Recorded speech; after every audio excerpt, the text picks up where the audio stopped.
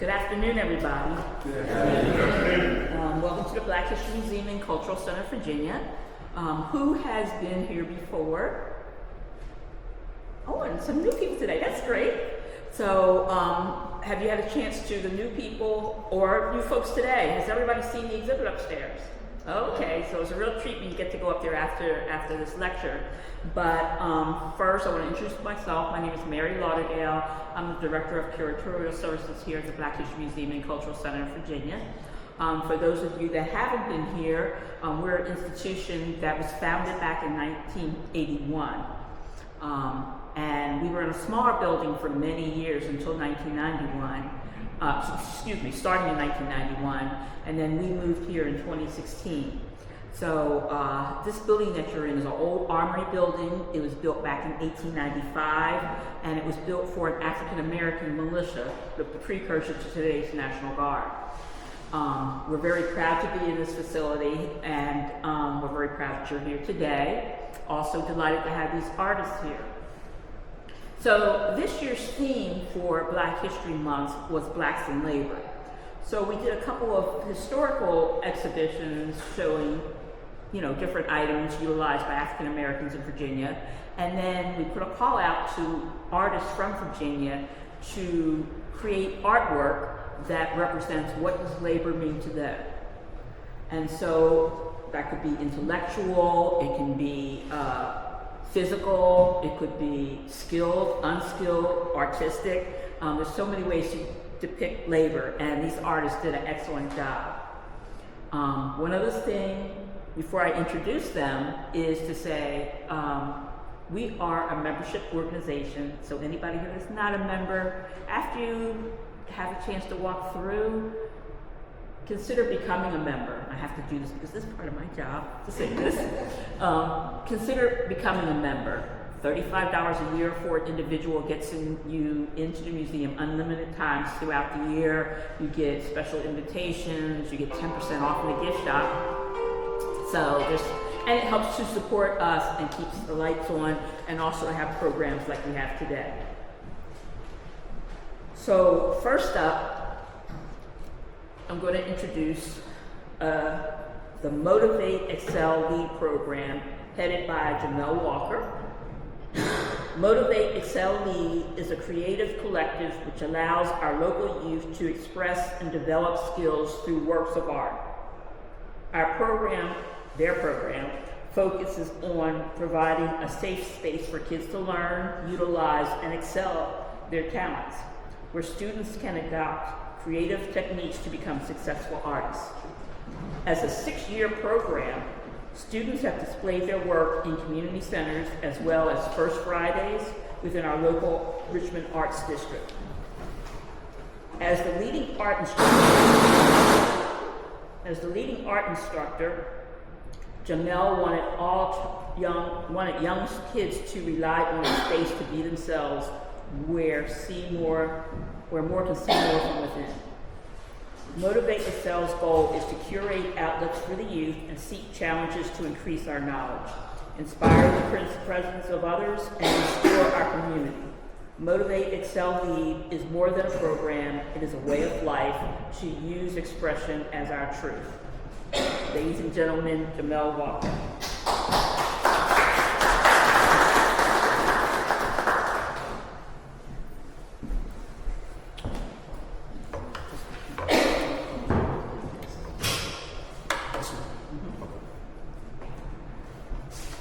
How's everyone? Oh. Hello? How's everyone today? My name is Jamel Walker. I'm actually a class instructor for Motivate Excel Lead under Parks and Recreation. We actually started 6 years ago, back in 2019. I always had a vision where I wanted to teach young kids how to become artists. I see within the community how a lot of young kids actually want to express themselves through art. So I wanted them to have a reliable space where they could come in and feel welcome and use their expression through their works of art. Let me see. Over the courses, we've studied new skills, new techniques.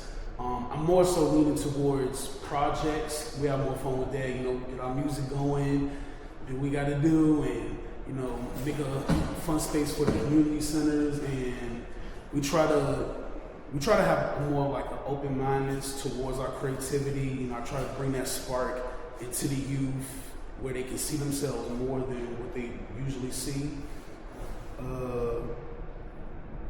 Over the past several years, we've had the opportunity of doing actually community art shows, which I've curated for communities in community centers where local artists will come and display their work and the public gets to support it. So I want to do another one again. I have done 3 so far over the years. We've had amazing turnout. The last one, I think we had probably close to a little bit over 100 people. So it's been a major success over the years, and just bringing different artists to come in, because it's hard sometimes to really get your art out, especially here in Richmond. Sometimes First Fridays, you don't really see too many of local artists in Richmond displaying their work. You more so see people from like other cities, other states coming in. So I wanted them to have an area where they can bring their art in and showcase it, and actually allowed my art program to also be a part of it as well. Parents, family members, so I'm just all about community.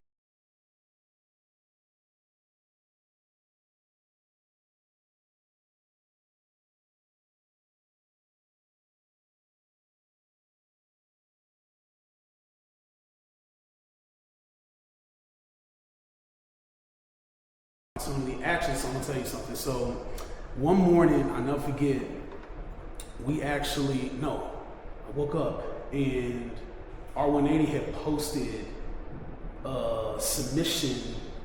It was you guys' submission for this exhibition. And at first, I was going to actually put something in for the museum. I didn't have any inspiration at the time, so it clicked in my head, you know what, let me bring my students into this and let them have this opportunity. And we were able to get the materials that we needed. I'll pick them up around 5 o'clock, come back to the center at 6, and we just worked on it until we left around like 8 o'clock. So submitted the work, we were able to get in, and I'm very thankful for this opportunity. Like, this really means a lot, so thank you for that. This is Cross Contour exhibition that we did with R180 back in February of 2024. And we more so wanted to display how life is more so, it's a challenge, but if you constantly stay, how can I say this? I'm nervous right now. I'm sorry, y'all. I'll go back. All right, so we more so wanted to put together a piece where we talk about how in order to perfect something, you have to constantly go at it, and that's something that I've taught my students over the years. A lot of times my students would get kind of intimidated with my art. Like, hey, I can't do what you do, but I'm like, look. It takes time. I've been doing this since I was 4 years old. I didn't master it when I was you guys' age, so it takes time.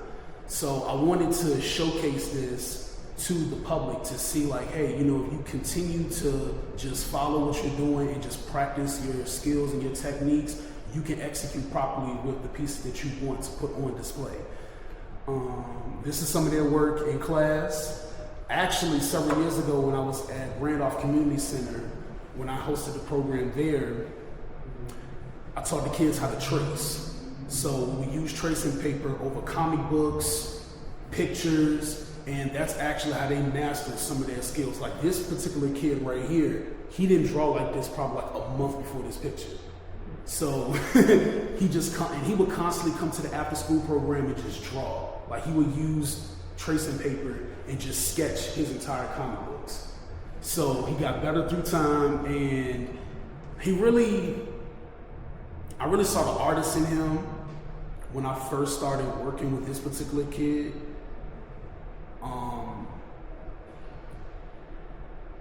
He was very, very shy, but he felt comfortable where he can rely on me teaching him as an artist.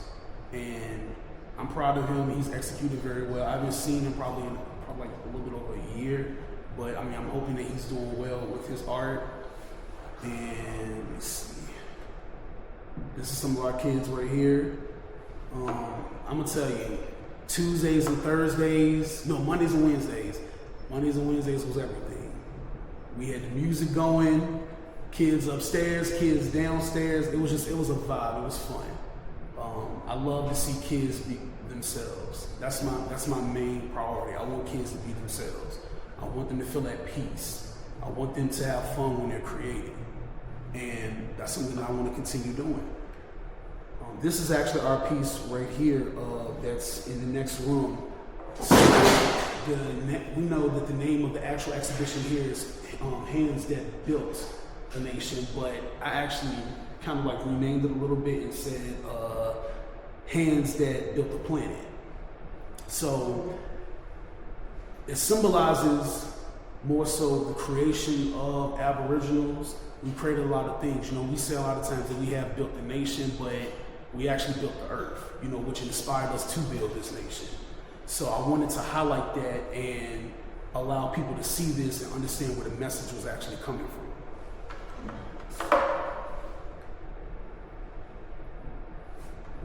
And I'm gonna just close it out. So with Motivate Excel Lead, the goal is to connect. That's my main job. I want to connect. A lot of times the youth don't really have an outlet to really be themselves and find somewhere to create as artists, young artists. You'll be very surprised to see how many kids out here that actually love art. And I want to continue to be that mold and be that spark and that driving force to push them and say, hey, you can be more than just an athlete. You can be more than just a rapper. You can be an artist. You can put things together. You can be an architecture.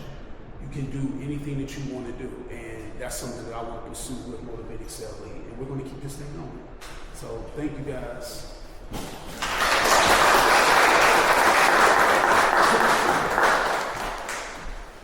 So after we're finished presenting all the three of them present, then you'll have time to ask questions. Because I know I have a lot of questions of Jamel already myself. So next up is Kyle M. Epps. We welcome Mr. Kyle M. Epps, an award-winning artist, composer, and community advocate from Eastern Henrico, Virginia. Kyle's work is a wonderful reminder that art is everywhere, not just in museums and galleries, but in the connections we make, the stories we tell, and the soil beneath our feet. A passionate land steward, they see art in everything, from the coded creativity of a generative digital world to the bold strokes of a painting. I forgot my glasses, that's why I'm really stumbling. Their unique philosophy, which they call freestyle art, is about embracing spontaneity and the raw, unfiltered impulse to create. It's a method born from a need to break free and express something fully authentic. This is the thread that unites their diverse talents. From composing for award-winning plays to creating stunning two-dimensional works. Beyond the studio, Kyle is a dedicated partner of the Community Fund Collaborative, using creativity to transcend traditional boundaries and make real, tangible impact. They use their artistry not just to inspire, but to foster harmony among people and their surroundings. Please join me in giving a warm welcome to the multifaceted Kyle M. Epps.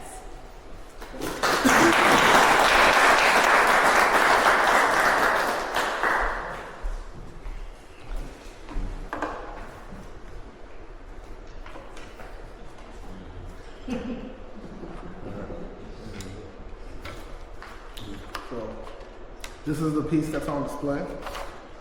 It's titled Harvesting Profits. I wrote a little bit just because of the seriousness of what was behind the work, so I want to make sure I at least say a few things and then I'll be a lot more relaxed. When I began the process toward making this piece for this exhibition, bodies of labor, hands that built a nation. I thought about labor in all its forms, like anybody else.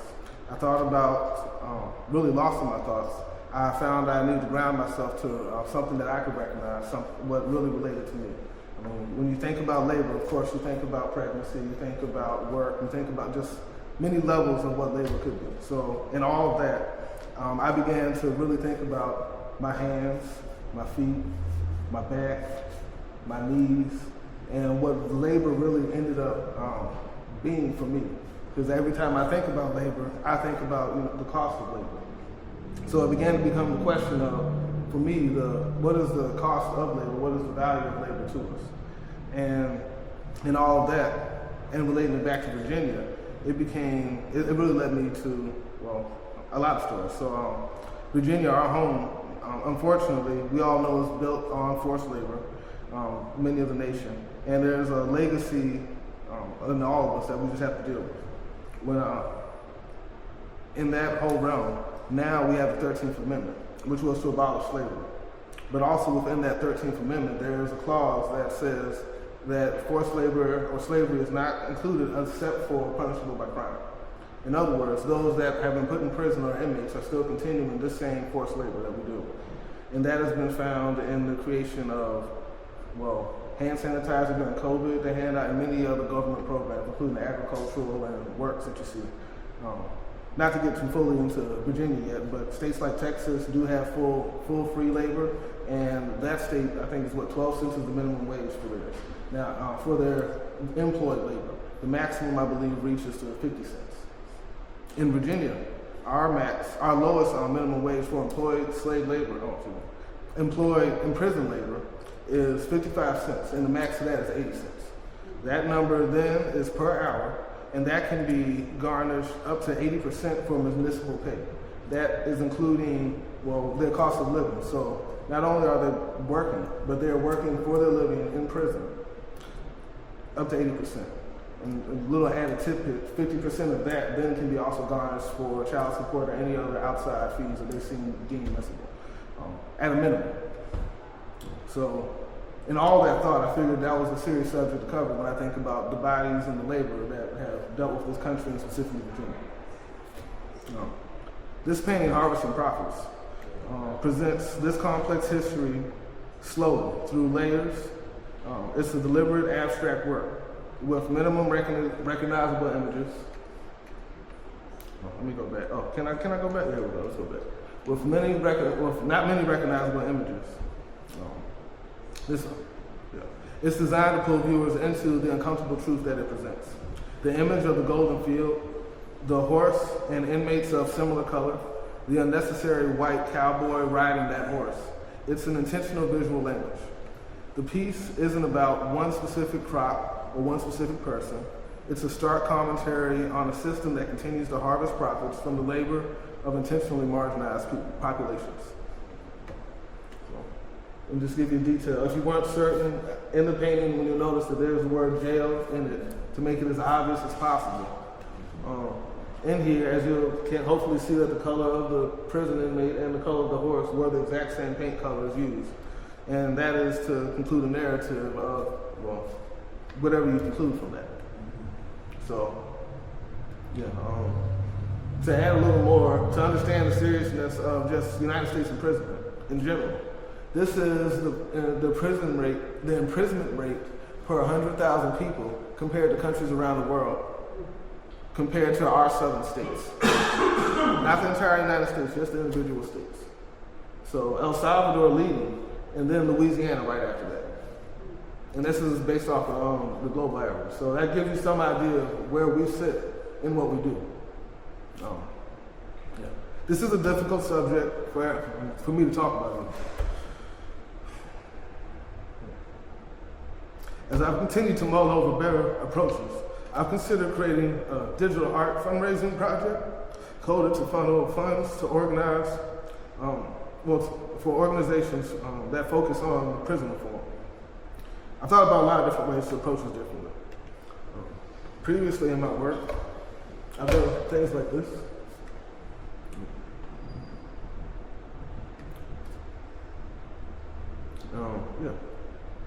All related related to the same subject.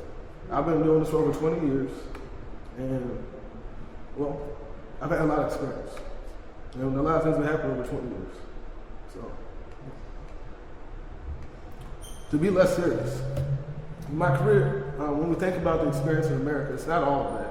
And the road that led me to even trying to make works like this was through a process. So this character that you see here and here is a personal character that I've always used to paint to talk about my personal experiences in a way before I really could communicate well. So this was related to a personal experience with police officers that my family knows about. But this is also related to me. And this is the same American experience. This is also related to me. Expression of faith. And just figuring out things. And so is this, an expression of love and appreciation. In this student. A painting, well, exploring my culture, not a painting actually, a sculpture made in partnership with my family. Exploring just, our culture as Americans, as Africans, as indigenous people, and all of the levels of it. As well as this, a celebration.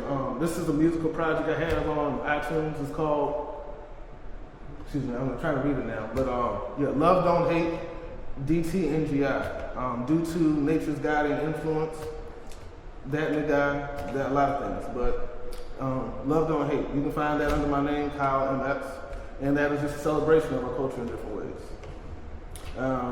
In my work, I've learned to expand beyond that to really bring in people. So you may have seen me painting live at Lewis Skinner Gardens or really anywhere in the city or up and down the East Coast over time that's happened.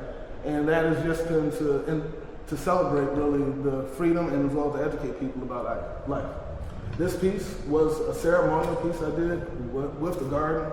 It was discussed and planned over 2 years. And it was something one of my relatives couldn't even see it. They were in there. So, but, yeah. There's a lot of things to do. So, another picture of me painting live.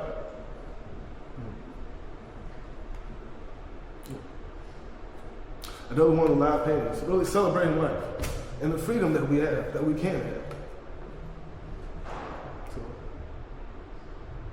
this one, totally different than my other work, but in a celebration of freedom, was me and my family, painted 24 hours with my kids around, playing and having a good time. Totally different than, well, other works that also are the same life. So, yeah.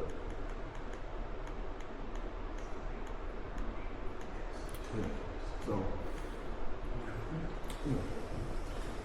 I try to celebrate life. I don't like to make works about this.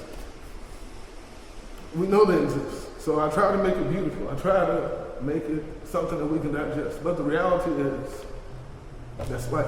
There's a history.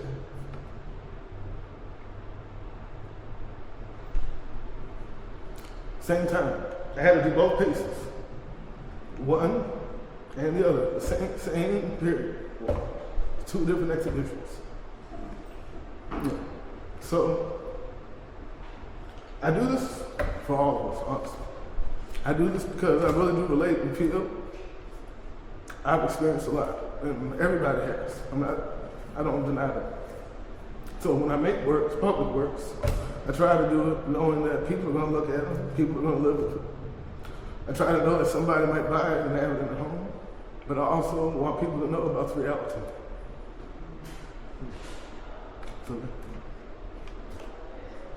that's my piece.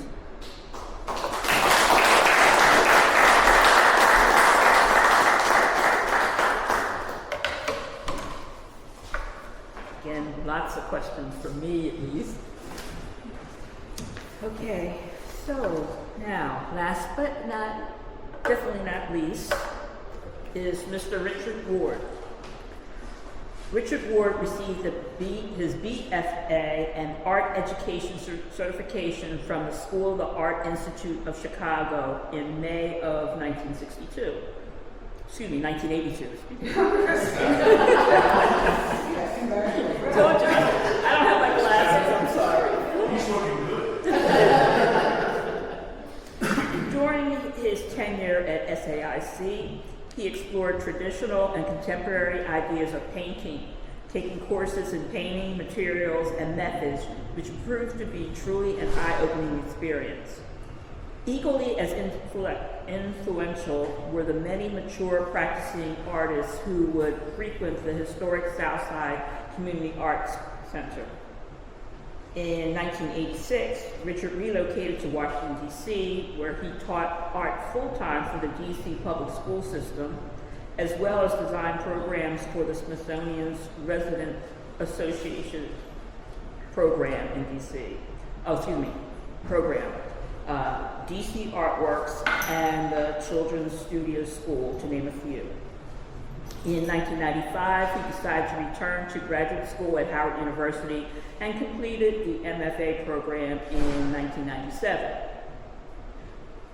During the 13 years that Ward lived and worked in D.C., he was actively engaged throughout the D.C. metropolitan area, creating murals with a variety of arts organizations, such as the Smithsonian's Resident Associates Program, D.C. Arts Work, the Sign of the Times, and For the Love of Children. From 1978 till 1999, he also taught art for D.C. public schools and the Washington, D.C. Children's Studio School. Since relocating to Hampton Roads in 1999, Richard Ward has been most active in the arts community. He has exhibited his award-winning works in various local exhibitions and competitions, both in the U.S. and abroad. In addition to his studio work, Richard Ward continues to produce works for various public projects. These projects include What's the Word, a 3D mixed media mural that is installed at the Teams with a Purpose facility at Church and Olney in Norfolk. The 3D element is now a feature that permeates the work of Richard Ward. Ladies and gentlemen, Mr. Richard Ward.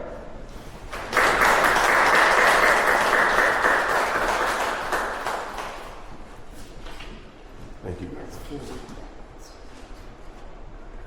Good afternoon. How's everybody?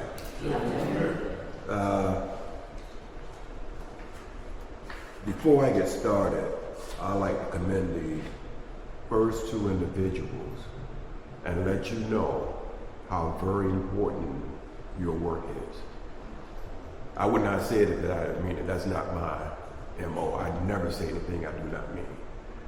Working with the youth is one of the, you probably noticed through my resume, you heard a lot about teaching. That's why I can stand on that, which is why I shook your hand when you came back. I mean, because it's really about expanding one's creative capacity. You can turn them on and get them excited about their abilities. You've done a whole lot. And kudos to this brother, because your work comes from a place of self-realization and having dealt with a whole lot of stuff. We're going to get to that during the question and answer portion, but I just want to say I'm proud that you don't fall into the category of art for art's sake, because we have a very powerful tool in our hands and we should use it as such. Let's see, y'all know I'm a little gray, so I gotta work with the technology. Be patient, please. Forward. Okay, there we go. This piece is upstairs. It's from the series called The Blessings with Which We Were Sent. And folks say, well, how does this factor in? And it's very simple. When I share it, you're gonna get it. This piece is entitled Secret Piece.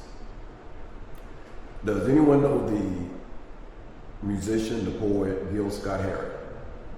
Gil, one of his latter pieces he did was called Work for Peace. So it falls in very much in harmony with the title of the exhibit, the prerequisite that it deals with the idea of labor. But and so even as a father, you're working, right? As a husband, you're working, you gotta work at it, hold that relationship in balance, you know? I mean, there's other types of work other than just going to a job. You know, and so that's Work for Peace. It talks about countering a lot of the forces that are out there working for war, working just for money. You know, I mean, when I say money, we all need economics to sustain ourselves. We're talking about like what's going on now today. Where is the rich get richer and the poor gets poorer, that type of deal. So moving forward, let me back up here for a second. What I intend to do is just do a run through on some of the 3D things that I've done. This is not, I didn't want to bore you. You get to watch too much of anybody's stuff and you get tired. So I'm just going to go through a series of slides, and at the end, you can ask your questions in if you have any. And some of the shots will reflect some of the processes and some of the things that I've done. This is mostly the 3D stuff that I'm currently working with somewhere along the lines here. This piece is called Karma. I will give you that. Karma. This is, this is called Journeys. These pieces are all made of concrete. Pieces in the round of concrete. The relief piece that you saw, the secret piece, that is mixed media. That's perpetuation of cycles.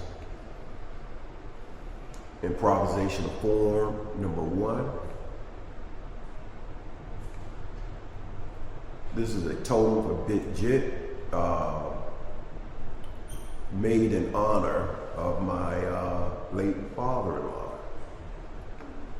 That is, by the way, an Adinkra symbol. We'll talk about that if anyone had any questions about it. Should I be pointing here? I should point this. No, you just. Okay, because I was clicking it.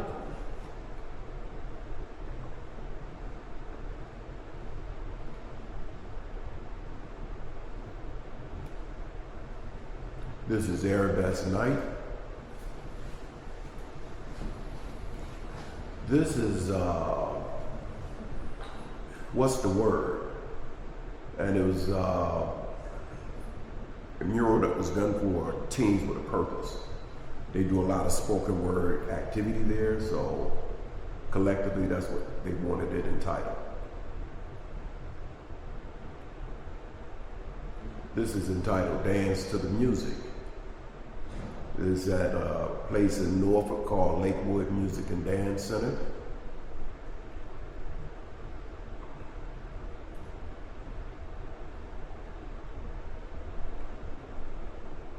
This was at a place in Hampton called North Phoebus Community Center. We were gonna actually do the entire gymnasium. This thing called COVID came along and we had to put a freeze on it.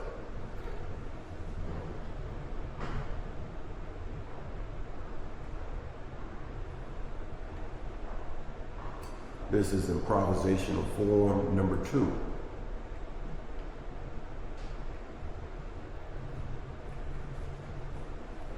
Okay, the count is just there, so I think that's it. Thank you. You go back. You Go go back? to it. Yes, sir. Okay. Well, Go back one more. okay, yeah, that's Karma. That's the back side of it. The other side has this tapestry of arrows and a different type of a design.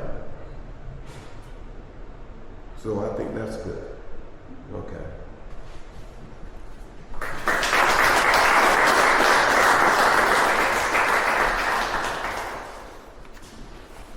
So, folks, questions?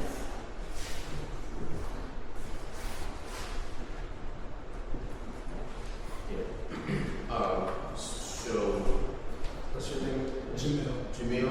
Yes. Okay, all right, Jamil, yeah, inspired by the work you do with those kids, and I was wondering, you were talking, how do you, what's the approach that you take kind of getting them in touch with their inner artist?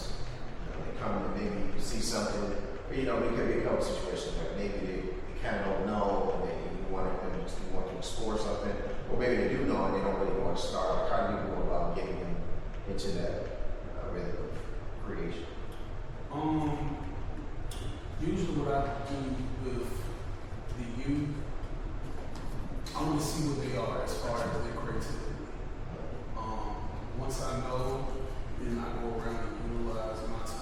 to really just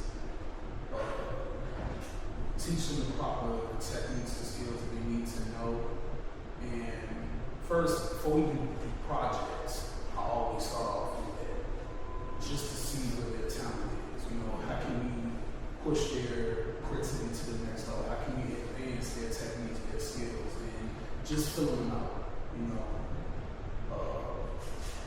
one of the things that I really like to do, I always say this: I speak a kid's language because I'm a product of the environments that I've come from. I'm a product of Parks and Recreation. So one of the things that I always do as an instructor is speak their language where I can connect with them and show them how to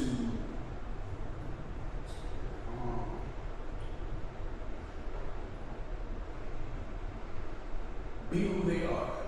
I think that's one of the things that's the issue right now with the youth is that we don't really get to see who they really are.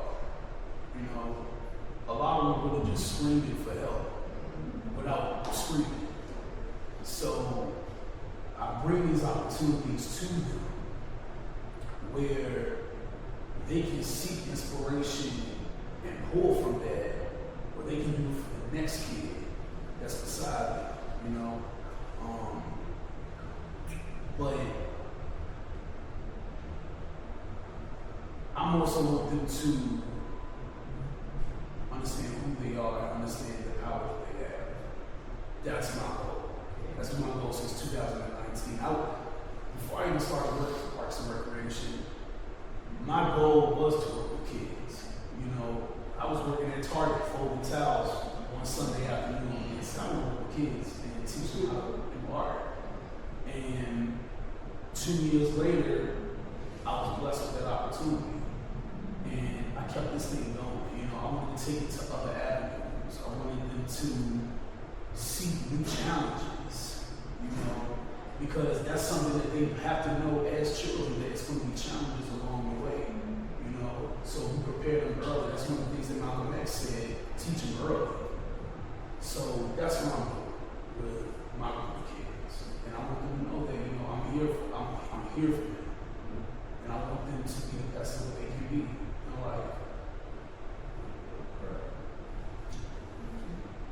Mr. Moore, would you like to share a little bit about Arts in Action? Because it reminds me so much of what Jamal was doing, the nonprofit when he first started. It does remind me a lot of a nonprofit that we had. It was called Arts in Action, Educated. And essentially, you know, I agree. I mean, I think every educator objective is to uplift the youth. But, and this is just my personal piece, you know, just like, I don't believe in art for art's sake. I think it has a role as a visual language and we can communicate through it. But by the same token, I humbly and respectfully suggest that you don't just take it as a moment of teaching them. I mean, and really, it's such it's a balancing act, you know, when you're dealing with young people, when you're dealing with anybody, really, because you got to be respectful in terms of who they are. But to take opportunities to try to help them to understand certain things. I have a journal from many, many years ago, because one of the funny things is, you know, I first started, you know, with regulations, if you will, weren't so tight. And so I would play certain types of music in my artwork. And one of the individuals that I played was Gil Scott-Heron. And I have notes in the journal where the youth talk about how they really didn't understand Gil Scott-Heron, but they're glad now they came to understand him. Because that's what any experience is about life. You know, you first start out maybe perhaps not knowing, and then you do end up knowing. You know, so I just humbly and respectfully hope that you keep it in mind that not just an educator, but you're a mentor. And it's a qualitative difference between the two.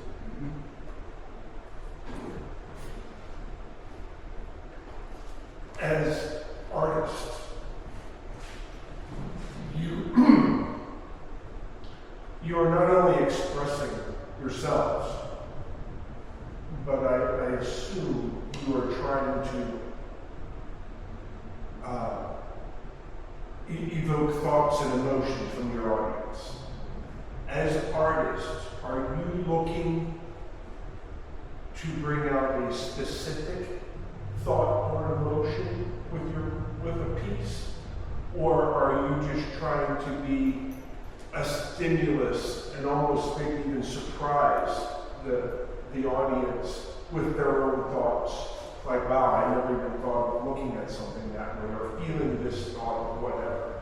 Or do you, was it a grab bag? Does it change for every piece you make? Well, I don't want to speak for every artist, but in my personal work, I tend to, just my work in general, I attempt to do all the above and consider as much as though that person that may not have any idea of what they're coming to. So you have to consider that everything about it is going to be a surprise and what they may not know. And with that, I also tend to consider everything that they visually experience. So when it's a visual work, it's the entire visual language, the colors that they relate to. And some people, green may mean love, and other people might be red, and it could be blood, and it could be, so everything has a narrative depending on how you put it together. And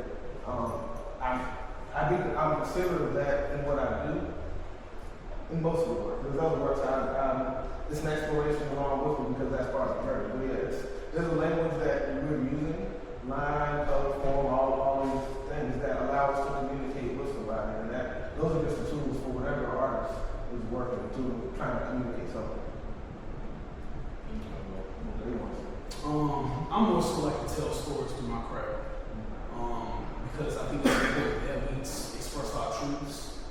Because a lot of people can relate to some of the messages that are being displayed through the pieces that we're trying to say to the people. I think that's important in any art form, whether it's sketching, painting, music. I think that's very important because, for one, art is very therapeutic.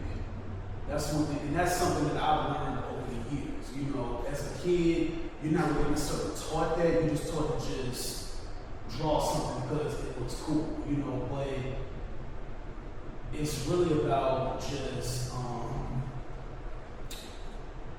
as I've gotten older, I realized that it's become therapeutic because it's become my peace.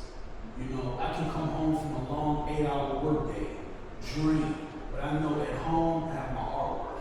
That's going to bring me joy. It's going to continue to push me for excellence. It's going to inspire me to push the youth for whatever they want to do, whether it's art, whether it's sports. You know, it's about displaying the truth. And I think that's something that we should do more as artists, continue to display our truth. I think it's kind of, I'm not saying all mostly, I think it's important to leave the audience with something that they did not come with. You know, perhaps surprise them with something, share something that I never told like anybody else. So I'm trying to give great thought concerns for the contextualization of my ideas and how I'm going to design them. You know, I mean, but most often it's really about, for me, inspiring someone else. And if possible, making them smile. You know, fascinating their imagination perhaps. You know, but it is most definitely a visual language. And, you know, you use those elements and principles of design to contextualize the ideas. And, you know, different, like, I'm sorry, what's your name again? Kyle. Thank you. As Kyle was saying, you know, it's like, it depends. Sometimes on the artist is moved, you know, but also it depends on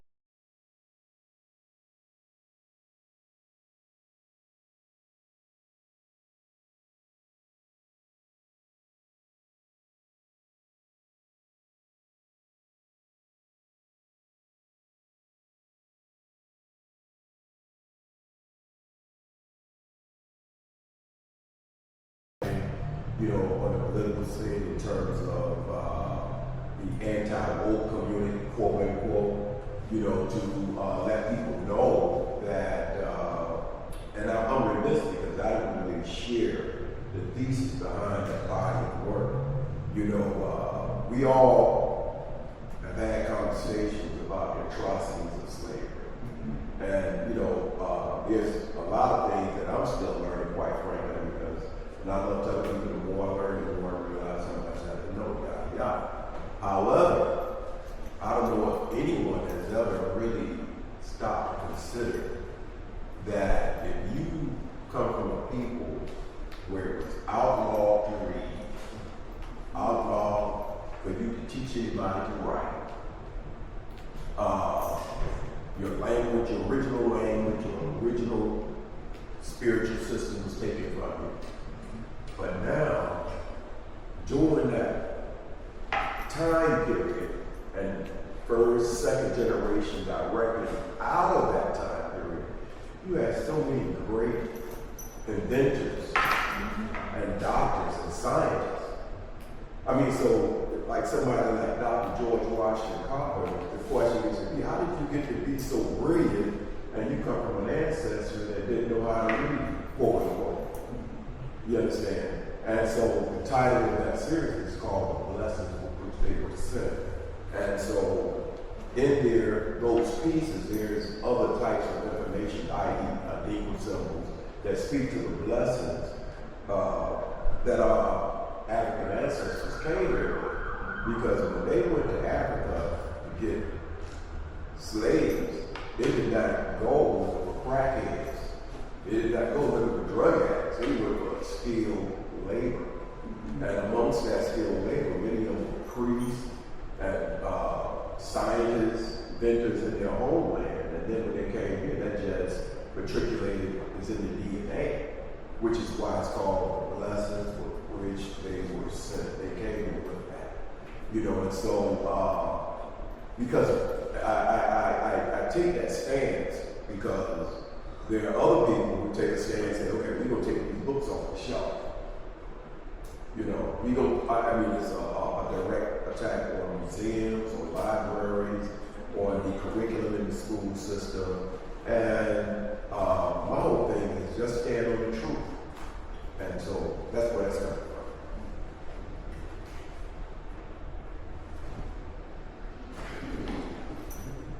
So this, you know, I don't, I feel like I look at art sometimes and say, I don't know what the heck this is trying to say.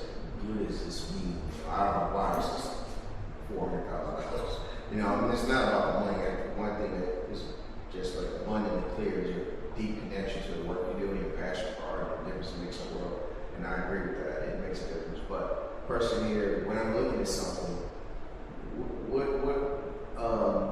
how can I connect with the piece? Is there an approach to looking at it as art where I can connect with the story or what you're trying to give us, or is it just, hey, you know, having be what it is for you? You know what I'm trying to say? How can I appreciate art better when I see it? First, it's okay not to get it. It's okay to look at something and walk away, and that's perfectly fine. It is your choice to explore and look into it. I think as much as we've discussed, that we know that we have tools, we know that we have ability, and we know that if we're seeking to communicate to a person or to an audience, that it's our choice. And it's something that we're going to either fine tune and perfect or not. And we think of whether the artist is better than another. To you, it would be which one speaks to you, as we say, or communicates better to you, even if it's in music form or anything else. Now, to say that, I intentionally did things for a point to do stuff, and if you were to look into what you have at least in my work, and in other works that I've done, you do them like that. Can you go to the other slave piece?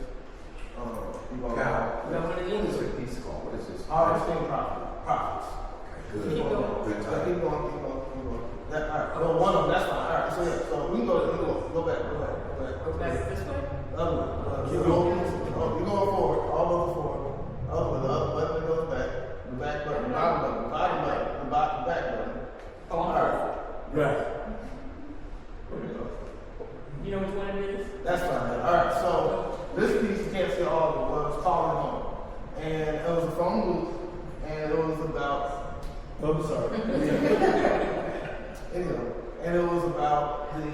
So I had a phone booth display, the real phone booth that you can go in, and you can simply pretend to call home, and you have a message describing what it was about. There was also a QR code that pulled up a whole display of people calling home, and it gave audio of everything that they did. So you actually heard real phone calls of black people calling home that were either calling home from the doctor's office, calling for help when they had to run the payphones to get help, or just all sorts of things that different people had to deal with in a certain time, living out in rural areas or being marginalized.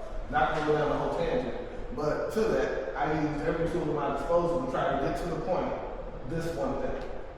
And then if you were to go to some of the other ones that you just like, this is the person standing, you know, this makes no sense to anybody probably right now. It's some floating heads in space. But if it was active, you see flowers coming out of their head and blooming and going back, and it's about life and death and how we're all connected to nature. And there's like 20 or 30 other augmented reality things all around this garden center for people to check out. Where was this? Lewis Miller Botanical Gardens in Richmond. So this was a whole interactive experience that you could walk around with your phones, and the idea was to get people off their phones, but also on their phones and test out some technology so that if you're going to explore the garden and you're looking at your phone, at least look around and see some stuff. That was the idea of that. And to the other point, there was construction and the garden team, everybody working there, didn't like the last exhibit because it destroyed the garden so much. All the things they had to do to take it down and put it in. So because everybody was kind of on edge, I'm like, you know what, I have ideas to not even bother y'all. Yet do all the art you're asking me to do. And so invisible art became kind of thing, working with everybody to do it. Now, successful, maybe not, but everybody that was related to the project loved it, learned from it, did some things from it, and the intention was to do something for the garden and to help them and for certain people. So it was a success. I ended up doing like 4 or 5 different exhibitions there, so I covered everything. But it's a choice for all of us. When the artist is pretty right. But yeah, I was just saying, like when you do it, it's really to me, it's up to the artist to make it understand. And there are times like this weird abstract piece where I'm out there painting and doing a ceremony. Nobody understood what the heck I was doing, but they felt what I was doing, and they respected what it was and read about it. And that was kind of the fun thing of doing something about indigenous people and black people that everybody respected. I was just roll the piece, like that's weird to say, but I often do walk around looking at a plot of land and say I respect these people and races, but I had a whole project that was like that, and it was about kids playing and destroying it, people interacting and trying to respect the art while it was naturally decaying over a period of 3 months or something in a garden center. So it was destroying itself, and people were like, no, this is special. And I'm sitting back, I'm like, I don't really care, but I can't tell y'all I don't care. And but that was the piece, and it was fun. So we all have our things that we kind of do ways to execute. I'm weird like that, and I mean, we'll hear other stories about what we do. I think that's the beauty of it because as artists, when I'm in just say artists, people, we all have an inner child, so our inner child is our biggest imagination, so your imagination can be something that's strictly towards just you. It might not even be for people, it might not be necessarily for other people, I definitely, more so from my end, like I said earlier, I'm also creating stories that's aimed towards my life, but for an artist who doesn't work like that, I think it's important, even if you don't understand, like the person that's actually coming to a gallery, exhibition, whether there's artwork when you see it, even if you might not understand it, it's good that you have the curiosity, because for one, it's going to get you thinking. So, and actually, I say that even if you don't understand it, look at the piece for at least a good 5-7 minutes. Pull together in your mind frame of what you actually think it is, because I think that's important that we carry that big imagination and express it in a way where people, I would say, can get it in and not understand it at the same time. But definitely have that curiosity and create that imagination. for the piece that he displayed here, I'm not gonna lie, like it reminds me of my father because my father was a part of this system. You know, the first time I see my father in the system was at 5 years old. I didn't even know my father was in prison. You know, so seeing something like that, this is just, I mean, I can relate to it. It brought me back immediately to when I was 5 years old. You know, and even seeing kids, working with kids who fathers are in prison, you know, this right here, this is something I think is very extraordinary because it's displaying the truth that I think all of us can actually relate to, you know. My father's no longer here with us. My father passed back in March. But one of the things that I try to do is I try to express his story through my art. But one of the things that I absolutely love about this piece is that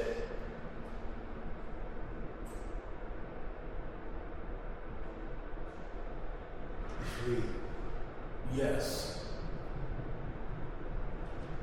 Because I feel like we're seeing somebody that we know. And that's why this piece is so important. Because this is still going on to this very day. This is going on right now. Right now as we speak. This is taking place right now. Somewhere in the world. You know? And I think for us, especially, I don't like really use the words black people because I really think that that's just something that was placed on us to put us beneath society. I'm also say aboriginals or just original people. One of the things that we have to do, especially as a community, we have to build together. Understand that right now, we are at war mentally, spiritually, and physically right now, more than ever. We're seeing it in real time. You know, build with your people. We've been programmed to align ourselves with politicians and believing that politicians are going to save the realities of our people. That's not the case. This is one of the reasons why they destroyed organizations that we had after Malcolm. Because they saw that we were building on our own. Let's bring our youth in. Let's bring our people in together as a whole. Today it's irrelevant to see that our black men and our black women are going against each other. Because I'm going to tell you, once they start that, that's it. We're the glue. We keep this thing together. The black women and the black men. We got to get this thing back together to what it once was. The reason why our youth is spiraling out of control because we haven't worked on our previous traumas in previous generations. So then you have this going on outside. This is why you feel that they don't have nobody to listen to. This is why you see a lot of shootings going on. These are the reasons why you see a lot of things that you see today. And a lot of this was planned by mass design. So when you see the youth doing some of the things that they're doing, understand that this comes from the minds of J. Edgar Hoover. You know, this comes from the CIA. This comes from the police. They tried ways to destroy us because they know who we really are inside. The problem is we have to tap into and understand who we really are. And once we understand who we really are, we're going to move accordingly to the lessons that we learned from that. And that's how we really build a nation. The reason why they depended on us as to be the labor force of this place called America, because they saw what we did throughout other places of the world. They saw us build pyramids. They saw us build some of the most important architectures in the world. We're some of the greatest creators on this planet, and we've been robbed of that. We lost our tribalism. And we have to bring that back. If we don't bring our tribalism back, that's it. It almost feels as if everything Malcolm taught us, King, Garvey, whoever, it would have been all for nothing.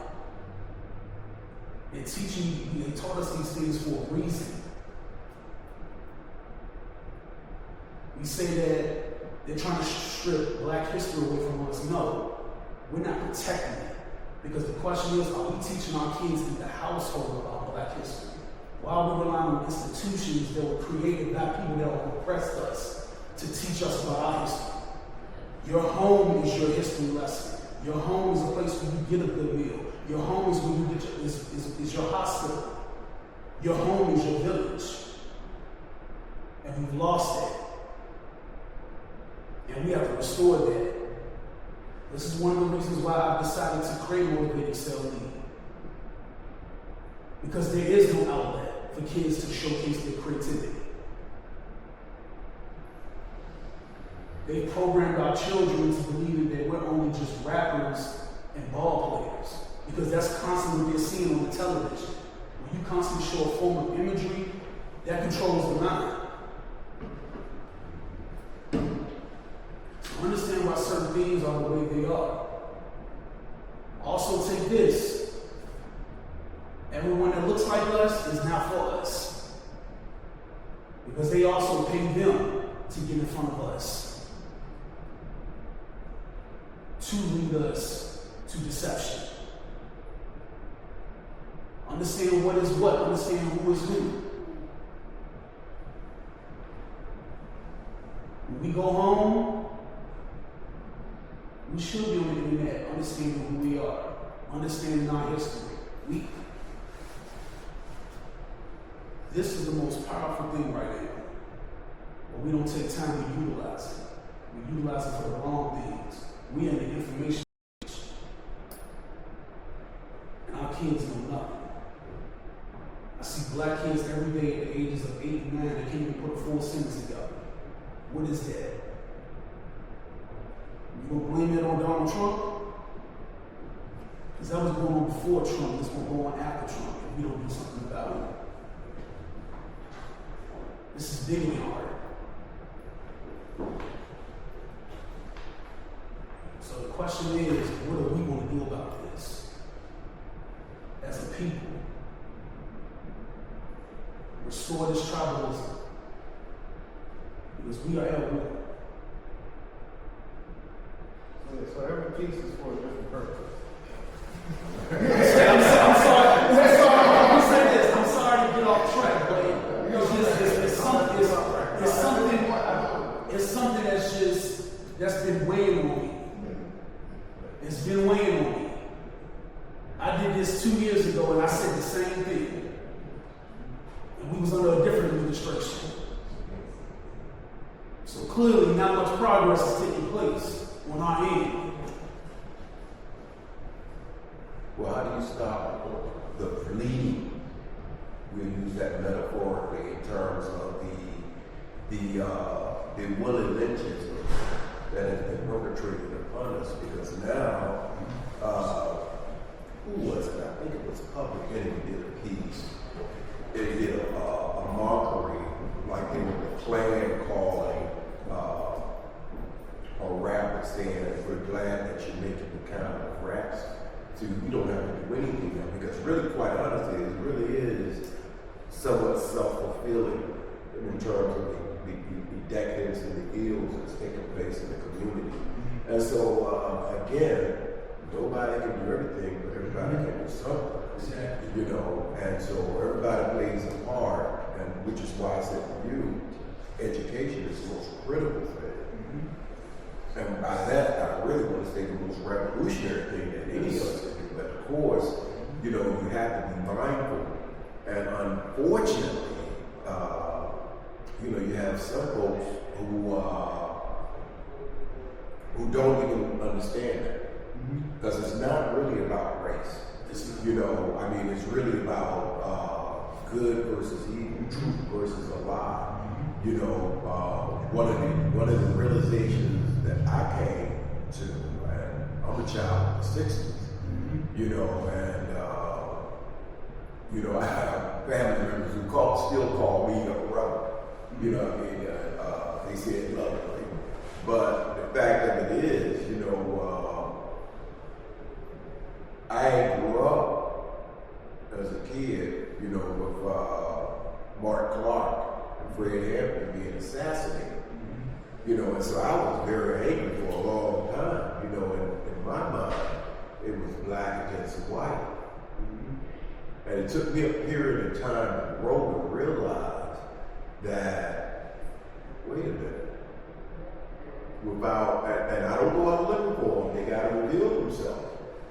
But without some good, righteous white folks, we still be enslaved, quite honestly. I mean, talking about white abolitionists, white Quakers. You know, we didn't have the systems, we couldn't have gotten up out of that. And it's the same thing like during the civil rights movement, you know, having white freedom riders. You know, and so like I said, I don't go, I stand on business. I'm very sincere about whatever it is I'm going to do. But knowledge is one thing, discipline is a whole other matter. You know, so it's easy to say these things. It's going to take some serious work. And it's just a matter of, you know, I've learned to try to release from that.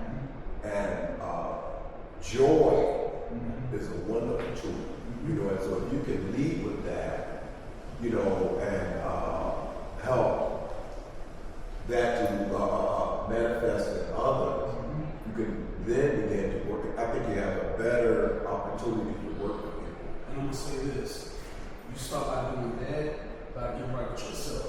Correct. That's the first Correct. thing. In order to even spark a revolution, a creation, a coalition, whatever you call it, you start from within. You can't battle against something where there's a personal war going on inside of you. So the goal is to really get right with yourself. And this is why I constantly say, understand who you really are and understand the power that you have. Because we all can actually create change. We can. We've done it before. That's why they had to stop us. So get right with yourself.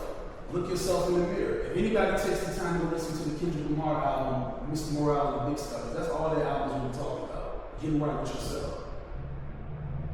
This is why they don't really push more Kendrick Lamar's on our children.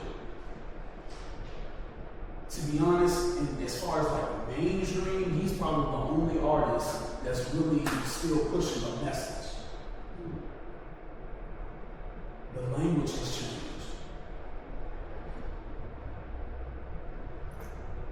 I was in a camp this summer where a young girl, she liked to be a young boy.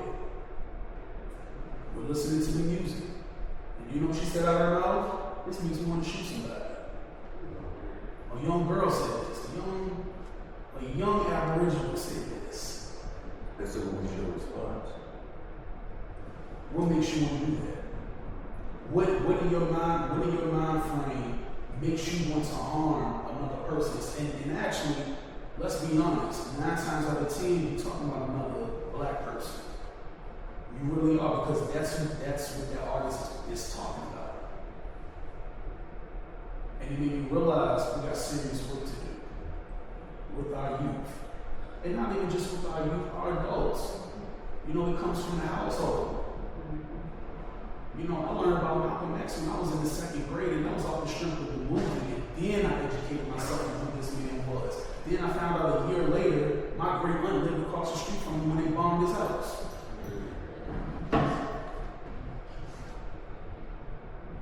Our children don't know who they are. We have to teach that. It's not up to the institutions to do that.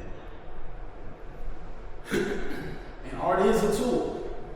Art is definitely a tool. But I also say that it's also bigger than art. So that leads me to one of my questions. I quilt, use fabric, I can't paint, but one thing quilters say is never quilt mad, because you end up with a mess. You end up ripping it apart. do artists feel the same way, working with paint, working with molding? Do you guys feel the same way, or is it different? Well, you know, I'll say this. Again, I gotta give a nod to the brother here. I mean, because I know it takes a lot of strength to do this work. You know, I've done a lot of different series throughout my time, and there's one series that I was never able to complete, and it was one that dealt with the plight of the homeless. I mean, like in a very direct way. I mean, because mentally it was just so very depressing. I mean, because you're walking around thinking about this idea of being, and knowing that, that could easily be anybody, quite frankly, so it's weighing you down, and so I began to do other kinds of things still to enlighten, to uplift,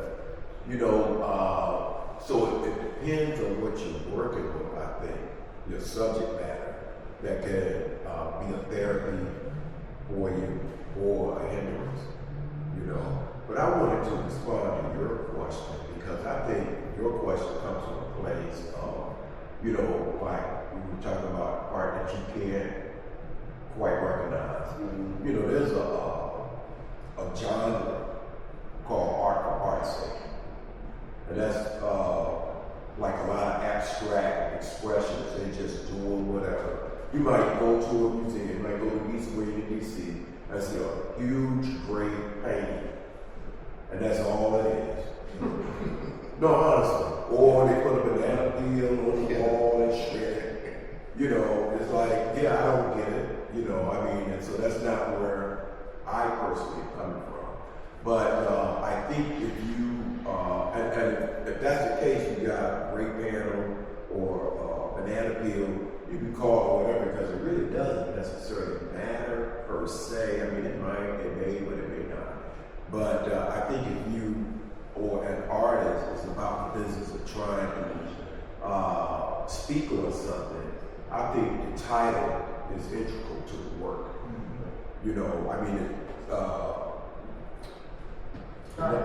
The name of the piece is Artists and Profits. So that's a window or doorway into what the piece is about.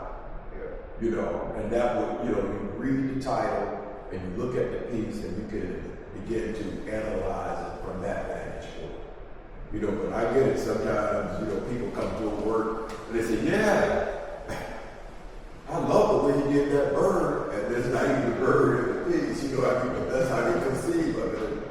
I just smile, I don't mess with folks about what they see. I don't know. So, appreciate that. So, yeah, can you go back to the ad, one of the weirdest thing I have been from, or anybody, or that, well, I want to talk about that. Let's talk about that. Which one? Oh, that's right, yeah. So, anyway, when we look at that, I've been exploring the idea of what black abstraction would be in my life, and what it would be. And when we look at the color field painting, the color field works, escape, it was both a study into the actual material and the idea of where it was, to such a degree that the normal person who doesn't care about paint, doesn't care about the thing except that I love it, doesn't care about it. And to that, in a world where we're in a colonial system, what work do I make? Or, like, I've done tons of black work, and I've done black artists being black. And the whole veil does not care about what you're doing, no matter how important it is to you and your people and cultures. This is a $100 payment. I'm like, what do we do? There's more valuable to us. So, next time we move over to Mathis, I don't want to go on that right now. Which one? The next one over, or the Not this one? that's fine, that's great. Yeah, so this painting actually is about Gabriel Rebellion. And I had to do a public piece and sign it. It's supposed to be a book about it. But anyway, it's this abstract colorful piece because it's supposed to draw you in. And the other pieces I do like that are abstract because it's supposed to draw you in. You're supposed to see what you see. There are a bunch of layered circles and squares and marks that represent stuff to us. The diagonal has it, everything has an energy and a language to it. So there's a bunch of layers of stuff that don't make sense until you sit there with it. And it feels more authentically black than other abstract work. Why? Because I always see my story halfway. It is I'm more authentically black than a lot of people. Now you may not get it, but you may feel it. And other pieces that I've done, like I have an exhibition at Sweet Peas, it's one with some I have work over there right now. That's this style. And I had a friend that hated it and said, I don't get this work off. And they found something, oh, I get it now. Because it's in a restaurant and in a place. And it was meant to express black freedom. And this is a black-owned restaurant with a black guy cooking, doing his own thing. And he decorated his way and put the artwork in there. And it was like, oh, yeah, I get it. It just feels right. I walk right in the places past. I'm like, dang, I get it now. I mean, I make paintings that I don't understand. And I look at it and let other people tell me what the heck they are. They say, like in New Yorkers, when I do stuff at a rap concert, and I'm in Richmond, like, that's the train station on 512. And it's like, I've never put this in there in my life, and I don't know anything about it. But yeah, it is that. Because this is rap and rappers. Yeah, sure, yeah. Because I can't deny that it is something like that. Because we know hip hop relates to a lot. And we know how, so just like a song, how do we make music that relates to so much more we've never heard? So why can't art be the same thing too? And the reason maybe there's work that we've never gotten is because there's never been work for us in our language and our way. And when you talk to get back to painting in blue, just not painting, but you were talking about really showing in your emotions because you're talking about the culture. And there's a statement of how you feel will be done written into your work. And it's this old scribe technique. Not going to get deep into this bullshit language because I'm not a culture. But I completely cleanse myself before I work. You know, when I do harvesting and any of these things, I take a long period of study, it takes forever, and then I completely cleanse the emotion to focus on the piece and only execute the piece to the intention. That's how I operate. Because as I witness, I didn't know I was crying today, but yeah, I'm gonna tear up. I didn't cry. Something in my eyes. I'm gonna tear up. But it was all that for me. There's tons of stories I can tell about why I decided to do that. But in the work, like we go to work, it is just getting the job done. And I need to, whether I want to paint this family member or this thing, that doesn't get the point across to you as well as doing it that way. But there's sometimes I want to do a piece about my family member. Yeah. And that's cool. Just like sometimes you write a poem, write a song about something so specific that nobody's ever going to hear about or relate to. And there's times when you're so specific that everybody relates to because it touches on that nerve and it just relates to that pain that's you and why you. There's all sorts of reasons. It's creation. It's life. I hate to akin it to my kids, but it is making babies to be loved. It is the accidents that happen to make great things, and as well as the well-intended things that sometimes make life and sometimes don't. It's all those things that creation is. And that's the most broadest way I can speak on it to our culture. And that's like wow, just saying, I mean, like, it's cool and I get it, but I really just think it's because in the black art, we haven't been free enough to be all those things that other people do. Because there is patterns and things that we recognize that just speak to us, and symbols and shapes that speak to us. And we're just like, the handprint even means something. We can recognize that when you said you're about ancestral, handprint says native person, ancestral, get it now. Like, once you start thinking about it. But you may not get it at first because there's no narrative. And you may never know that a cave people painted with hands, so that may never make sense to you. But if you know a couple of things, it adds up. So if you know bright colors, it may make sense. If you know this, but if you don't know any of it, doesn't, and that's cool. If you want to know, if you like something, you're drawn to it, you want some more, that's when you look into it. That's when you look at the title, and the title may matter. And you could like the title and look at the piece and say, oh, okay, and make you want to, there's things to it. As much as I would love to make my viewers do what I want to do, and listeners, I got it's an adventure that walk away and somebody may put something on my work or steal it, and I've done all sorts of things. I've done blackface on videos and all sorts of weird stuff and seeing how people reacted, and you just deal with it. And sometimes that piece might be just for you. Yeah. You know? So. And they never did it, and that's life. It's the fun. So don't forget, man, you want to understand all of us are saying there's different ways.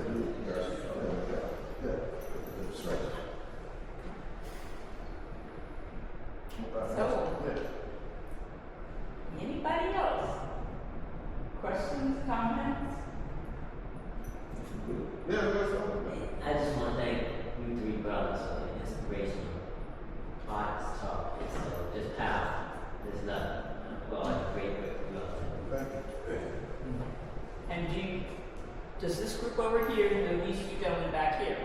You ever met him? You have, okay, no? So this is Jerome and Jeremiah Jones, and, wow, I can't even begin to talk about their artwork. But they're not in this show, I don't know why, but anyway, they've been longtime supporters here at the museum and at the Richmond Public Library, and Hampton graduate, VCU graduate, and to get to know the Joneses, father and son artists, is a lesson for everybody. So if you don't know them, please introduce yourselves to them. Vice versa. We have met throughout the walk of thank you for the great work you do. And to know that others are great. So I want to thank everybody for coming today. Upstairs is still open if you want to go look at the artwork in person, and if you want to talk to the artists some more, please do. And thank you guys.